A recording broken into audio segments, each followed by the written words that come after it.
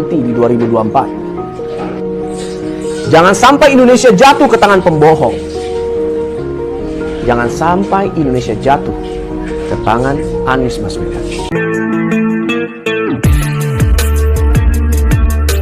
Assalamualaikum warahmatullahi wabarakatuh. Saudara sekalian, masih ingatkah seorang penyanyi yang akhirnya meninggalkan profesi penyanyinya dan meninggalkan bandnya untuk memimpin sebuah partai politik?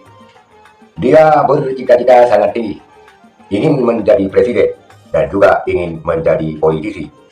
Tetapi sayangnya, dia adalah seorang yang kerap mengumbar fitnah di media sosial terhadap Anies Rashid Baswedan.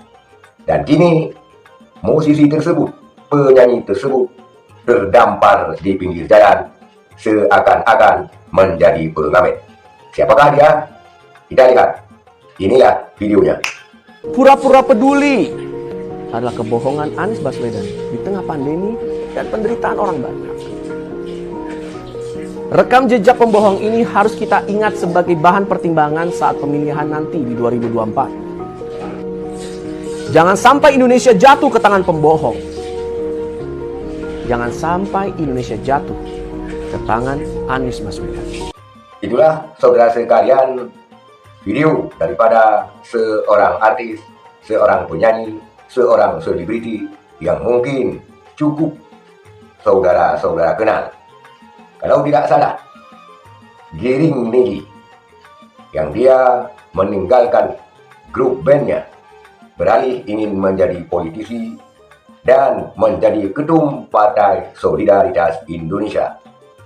Dan akhirnya, dia ketiban sial, ketiban hukum karma, karena kerap sekali mengumbar fitnah, mengumbar berita-berita bohong terhadap Bapak Anies Rashid Baswedan. Dan bahkan secara lugas dia mengatakan bahwa Bapak Anies Rashid Baswedan adalah pembohong. Maka katanya 2024 jangan sampai Indonesia jatuh kepada tangan pembohong.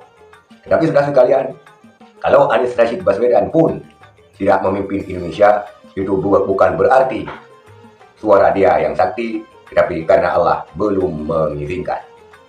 Kini kita lihat saudara sekalian, Giring Nidi ingin kembali kepada grupnya yang semula tetapi ditolak. Dan dia sekarang kita lihat di media-media sosial dan pemberitaan-pemberitaan lainnya bernyanyi, berjingkrak-jingkrak di pinggir jalan tanpa panggung dan sebagainya, seolah-olah benar-benar telah menjadi pengamen. Dan dia dikomentari berbagai macam komentar pedas daripada para netizen dan rakyat Indonesia. Itulah hukum karma yang terjadi terhadap salah seorang pengumbar fitnah, ingin menjadi presiden dan politisi, tetapi gagal kedua-duanya, malah kini terdampar di pinggir jalan. Sekian saudara sekalian, terima kasih.